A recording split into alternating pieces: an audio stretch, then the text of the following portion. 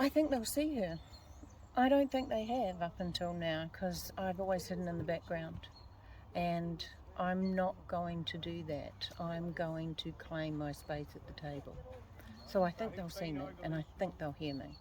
And up until now, I've been the nice, calm, quiet person in the workplace, and that's dishonest, and it just allows for those rocks that you cart around with you to get more and to get heavier and to get bigger.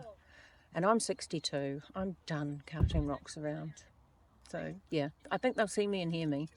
What would you say to someone thinking of doing this program? Do it, do it, do it, do it, do it. Don't hesitate, find a way. If you need to find a way, talk to Janine. She'll help you overcome any obstacles, but it will change the course of your life. And it's never too late.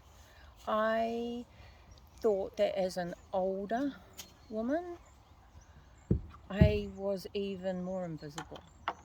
But the only reason I'm invisible is because I've let myself be, and I've actively worked to be invisible.